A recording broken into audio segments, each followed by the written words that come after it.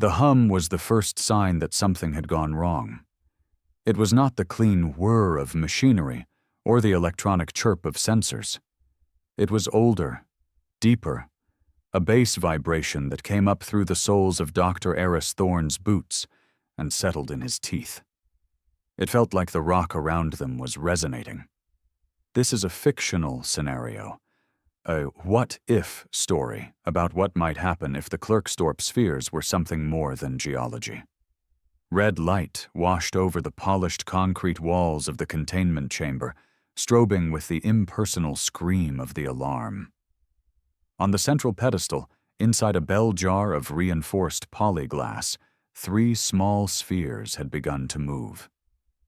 They had been inert for as long as anyone had known them. Now they spun, each on an invisible axis, their motion smooth and silent. The faint parallel grooves etched into their surfaces blurred into soft gray bands.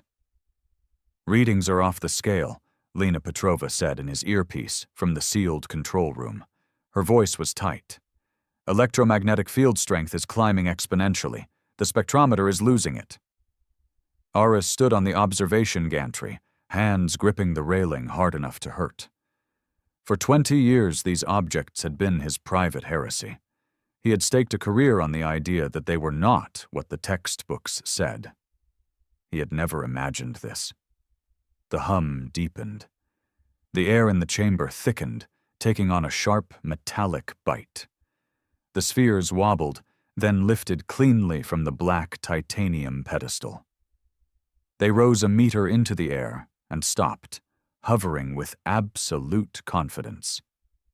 Slowly, they slid into position relative to one another, locking into a perfect equilateral triangle. The space between them began to shimmer. "Aris, the lockdown has failed," Lena said. Panic was bleeding through the professional calm. "Outer blast door isn't responding. We're sealed in with it." The shimmer thickened into a translucent bubble of energy that expanded outward from the floating spheres. It grew like a soap bubble, except it obeyed no physics he recognized. It touched the inside of the polyglass jar and did not stop. The jar did not crack. It simply ceased to exist, vanishing in a whisper of displaced air. The bubble kept growing. Eris stepped back without meaning to. Fear was not a usual part of his mental landscape, but it was there now, cold and undeniable. This was no longer an experiment. This was an event. 3 billion years of silence had just ended. Their story had not started here, in a deep, classified facility under the Nevada desert. It had started in a mine in South Africa, in dust and noise and fluorescent light.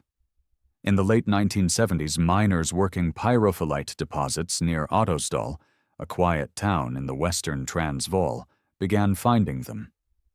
Small, metallic-looking orbs, from a few millimeters to several centimeters across, turned up in a Precambrian mineral layer dated to billions of years before complex life. The Earth that formed that rock had been unrecognizable. Shallow seas, volcanic skies, a thin atmosphere rich in methane and carbon dioxide. No forests, no animals, no humans. The spheres were not fossils. They were not bone or shell. Some were reddish-brown, fibrous inside. Others, the ones that would become famous, were solid bluish metal with a single groove running around the equator.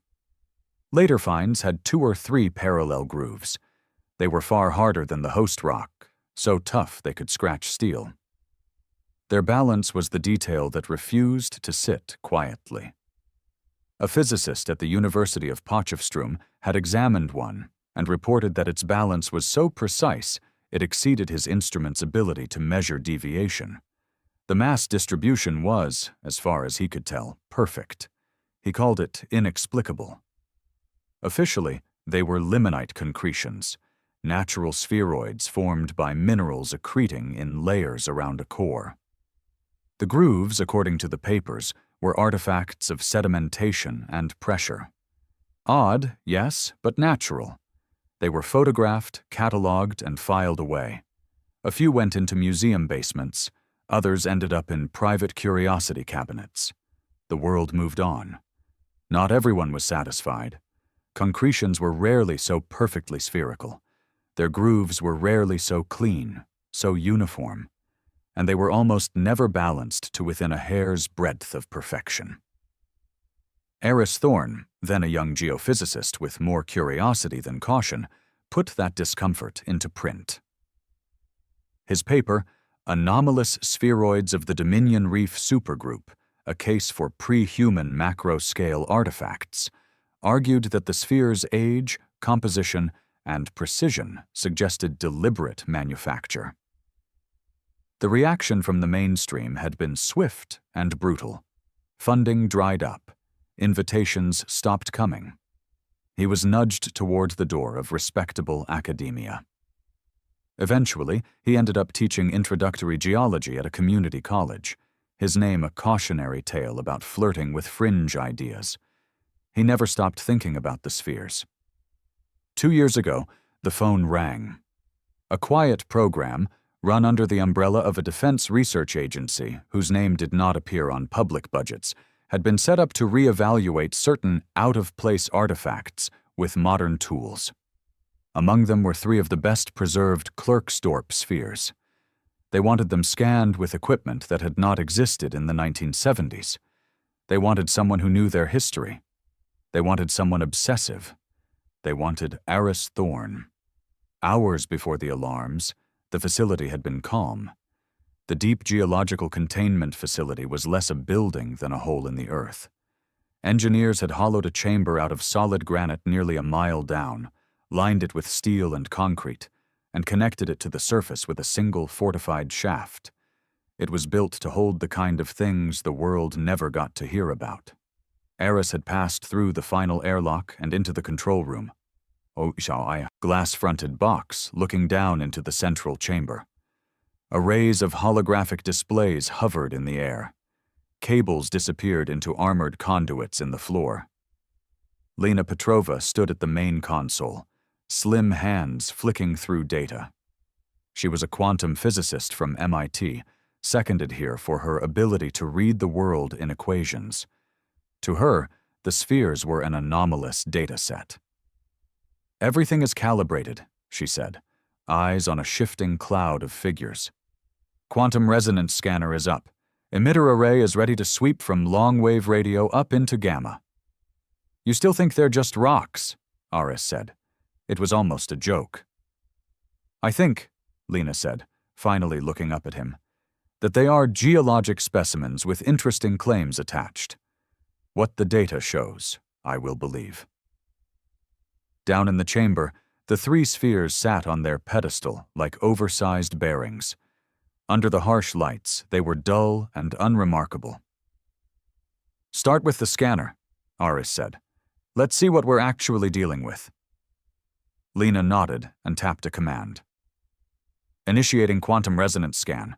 Low-resolution pass first. We'll refine once we have a baseline." A low vibration thrummed through the floor as the ring of emitters embedded in the chamber walls came to life.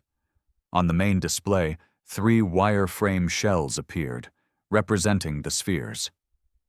At first, everything looked ordinary. The density profile was uniform. The internal structure, at the scanner's initial resolution, was consistent with a solid metallic concretion. "Solid," Lena said. "Natural. No cavities, no moving parts. I hate to disappoint you." "Push the resolution," Aris said quietly. His eyes did not leave the floating model. Lena hesitated, then shrugged. She poured more power into the scanner. The wireframes flickered, then sharpened. Layers appeared. Deep in the center of each sphere, at a resolution approaching atomic scale, the scan revealed structure. It was not the random branching of crystal growth. It was ordered, concentric shells of complexity stacked on one another. Lattices and pathways. Nodes and channels that curled and branched through 3 dimensions. It looked disturbingly like an integrated circuit, if integrated circuits had been designed by something that thought natively in 3 dimensions instead of on flat boards. Lena stopped moving. "What is that?" she whispered. "The thing that was not supposed to be there," Aris said. His chest felt tight. "That should not be possible." Lena's skepticism vanished in one breath. Curiosity took its place. She zoomed in further. "Density is beyond any known alloy. The scanner can't give it an element. It's behaving like it's both there and not there at the same time." "They're not just rocks," Aris said. "They were built, and they were built to do something." "Then what are they waiting for?" Lena asked. "A key," Aris said. His gaze slid to the emitter controls. "A signal. Let's see if it's still listening." They started low. For the next hour, the spheres sat under a wash of carefully controlled electromagnetic radiation. Long-wave radio bands washed over them, then AM, FM, television carriers, microwaves, radar frequencies. The emitters stepped methodically up the spectrum, power tightly controlled. The spheres did nothing. Lena kept a running commentary as the board remained flat. No resonant spikes, no induced currents. Honestly, I'm starting to think they're a fossilized technology, dead hardware. "No," Aris said. "They're too perfect. No corrosion, no internal fractures. Whatever made that structure built it to last." He studied the spectrum map hovering above the console, bands of color, occupied and empty. "There," he said, pointing to a narrow gap. 240 gigahertz range, mostly cosmic background up there. No human carriers. Try a low-power pulse." Lena keyed in the parameters. "Targeting 240.5 gigahertz. 5-second burst." She hit the switch. For 4 seconds, nothing changed. On the 5th, a single needle flicked on the energy absorption monitor. "We got a response," Lena said. Her voice snapped sharp. "Resonance spike at 240.5. "Again," Aris said. "Continuous broadcast, 10% power." Lena did not argue this time. "Continuous, 10%. Broadcasting now." The reaction was immediate. The hum that had been a faint background throb deepened and rose. It was audible even through the containment glass. A faint blue glow leaked out of the grooves on each sphere. "Oh my God," Lena said. On the pedestal, the spheres began to spin. Slowly at first, then faster and faster, grooves painting circles of blue light in the air. The facility's automated safeguards did what they had been designed to do. A 10-ton titanium-laced steel shutter slammed down over the main access tunnel. Lockdown lights strobed. The experiment was over. Something else had begun. That memory shattered like safety glass as the growing bubble of energy reached the gantry. Aris braced.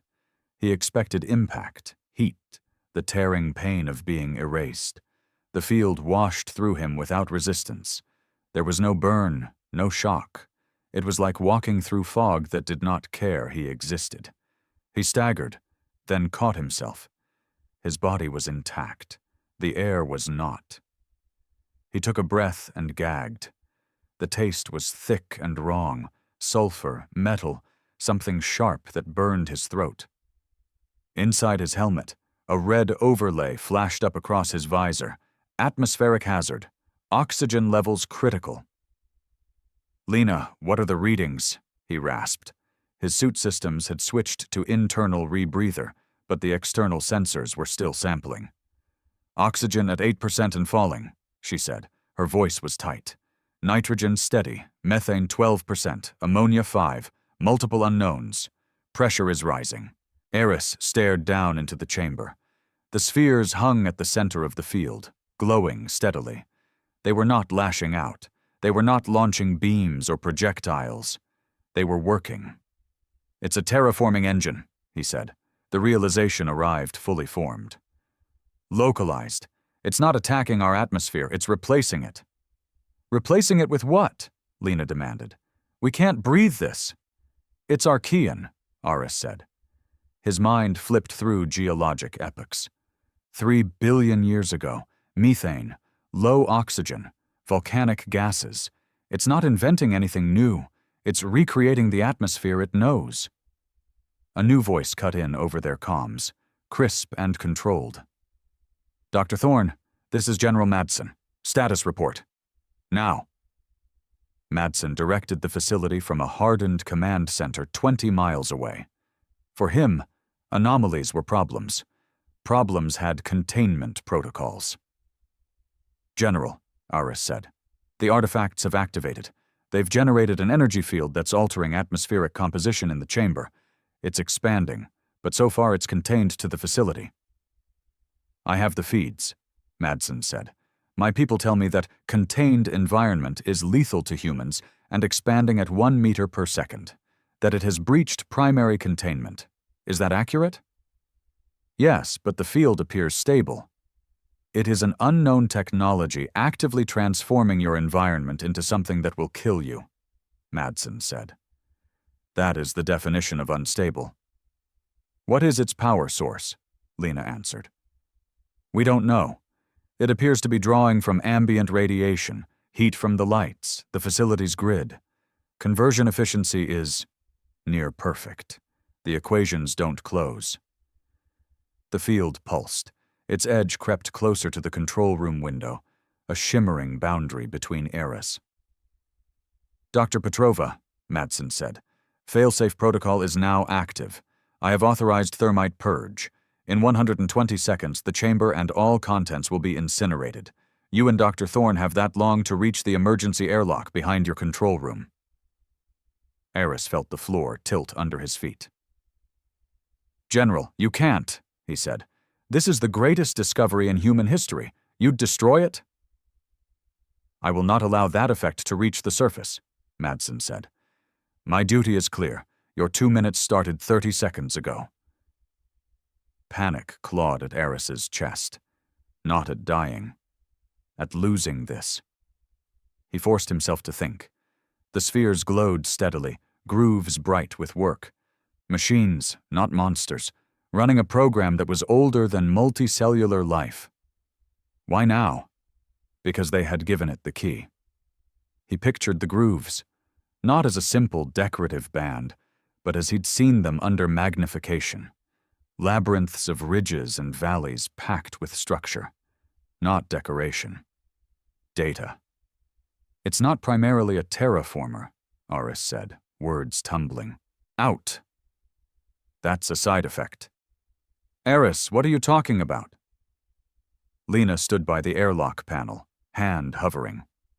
The frequency, he said. We hit it with a narrow band, like a laser reading a disc. Those grooves, they're tracks. We didn't turn it on. We told it to play. The idea landed fully in his mind, and he almost swayed with it. It's a recording, he whispered. A historical archive. It logged its environment when it was new. We just triggered playback. It's showing us a memory of home. 1 minute, Madsen said. Dr. Petrova, disregard this and evacuate. General, listen, Aris said quickly. We were inside a bubble of Archean atmosphere. The sensors recorded it. Destroying this is like burning the only copy of a book about our own planet's infancy. We need to stop the playback, not smash the recorder. There was a brief silence on the line. Your theory is noted, Madsen said. The operational reality remains. In 17 minutes, that field reaches the shaft and continues upward. I will not roll that dice. 45 seconds. Lena's eyes met Aris's through the glass. Fear. And something else. Calculus. If it's playing back, she said, can we send a stop command? Some kind of inverse signal? How? Aris asked. We don't know its language. He stared at the spectrum display, still locked to 240.5 gigahertz. Input. Carrier. Their interference. Waves. Can you mirror the carrier? He said slowly. Same frequency but 180 degrees out of phase. Destructive interference. Cancel the signal it's responding to. Lena's eyes widened. An inverse waveform. We could collapse the carrier, or we could overload whatever is listening and make it blow. It's a chance, Aris said. Better than thermite. 30 seconds, Madsen said. Dr. Petrova, I strongly advise you to save yourself. Lena looked at the airlock. Then she turned her back on it. I am a physicist, General, she said, fingers flying over the console. My job is to understand. Programming inverse waveform now. Aris, this will not be gentle. 10 seconds, Madsen said. 9, 8. Do it, Aris said. Lena hit the key at 5. The effect was instantaneous. The hum didn't fade.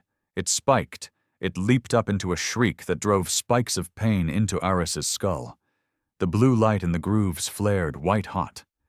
The shimmering boundary of the field hardened, turning into a crystalline shell that pulsed with blinding light.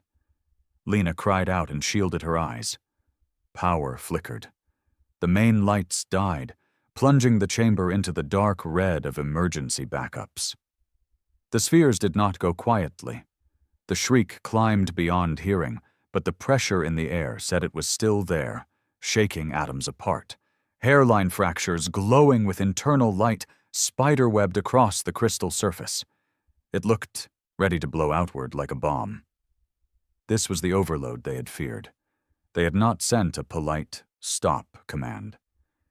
They had kicked an ancient machine in the teeth. Then, silence. The sound cut out in a single impossible instant. The light collapsed inward. The crystal shell did not explode. It imploded, ripping itself back toward the center with terrifying speed. For a heartbeat, a perfect sphere of darkness hung where the field had been. Not black paint, not shadow. Absence. Then it was gone. The 3 spheres dropped out of the air and hit the pedestal with 3 dull, heavy clicks. They rolled, bumped against one another, and came to rest. They looked like rocks again. Silence settled over the chamber. Aris inhaled cautiously. The air tasted filtered and familiar. His visor flashed green. Atmosphere nominal. Lena, he croaked. I'm here, she said, shaking. All systems reading background. No field, no anomaly. It's off. Static hissed on the comms, then cleared. Dr. Thorne, Madsen said. The anger was gone. Explain. Aris looked at the inert spheres. I think, he said slowly, we just told the oldest machine on Earth to be quiet. And for now, it listened. In the days that followed, the facility transformed. Officially, there had been a minor seismic disturbance and a power issue. Repairs were underway. Nothing to see. In reality, more people with gray suits and unreadable faces arrived every hour. Access lists shrank. Every byte of data from the incident was duplicated, triplicated, and sealed under clearance that did not have names. The debriefing took place in a room that could have been anywhere. 4 walls, no windows, 1 camera. Aris and Lena sat on one side of a table. General Madsen and 2 civilians sat on the other. The atmospheric readings match your hypothesis, Madsen said. For 12 minutes, the chamber contained an Archean atmosphere. Your interpretation is that the devices were playing back an environmental record. Yes, Aris said. A long-duration log of the conditions when they formed or were deployed. The grooves appear to encode that data physically. We hit them with the carrier they recognize and engaged the playback function. And the inverse waveform? One of the civilians asked. His suit was expensive and his expression flat. We canceled the input, Lena said. Without the carrier, the playback collapsed. They shut down. Madsen folded his hands. You see a library? He said. I see a system that, when activated, produces a lethal environment and draws power from everything around it. You cannot tell me what other modes it has. Record, transmit, signal, defense. You cannot tell me who built it or whether they are still listening. He let that sink in. The devices will be moved, the other civilian said. They will be encased in material that blocks every wavelength we can generate, placed in a permanent containment site, and guarded. No further activation attempts will be made without explicit authorization. You're going to bury them, Aris said. After what they showed us. We learned that technology existed on this planet 3 billion years ago that we cannot control, Madsen said quietly. My job is to make sure we survive long enough to decide what to do with that fact. For now, containment is the only rational choice. The decision was not up for debate. Weeks later, Aris sat alone in his new office. It was larger and better equipped than any space he had ever worked in. Banks of servers hummed softly. Displays floated in the air, each one holding another slice of data captured in those 12 minutes. He was no longer a ridiculed lecturer. He was head of a classified analysis program with resources he had never imagined. The bars of the cage were simply made of secrecy instead of iron. On his main screen, a magnified image filled the view. It was not of the spheres as whole objects. It was one groove at absurd magnification. What had looked like a simple channel under a museum light was, up close, a landscape. Ridges and depressions formed patterns. Clusters repeated with variations. There were structures nested inside structures. It was not random. It was language. The machine had given them, unasked, a single file, an atmosphere, a simple, almost crude log. But if the surface of one groove was this dense, what else was stored? Climate, plate movements, magnetic reversals, signals sent, signals received, history of Earth before anything human breathed. Aris zoomed further in, following one particular repeating pattern. His mind kept circling the same thought. They had not just read the machine. They had announced themselves. They had broadcast a narrow-band, coherent signal at the exact carrier the device responded to, with the intensity and regularity of an engineered source. They had woken it up and shouted into its ear. The spheres had been a library, sitting in the dark rock for billions of years. Every library, he thought, had something in common. At some point, someone checked the books. He leaned back in his chair, the glow of the groove pattern reflected in his eyes. The machine was quiet for now, contained, wrapped and buried and watched. But the question that had taken up residence in his head was not going away. If this was a record, who had made it? And after 3 billion years of waiting, who might be on their way to check on their overdue archive?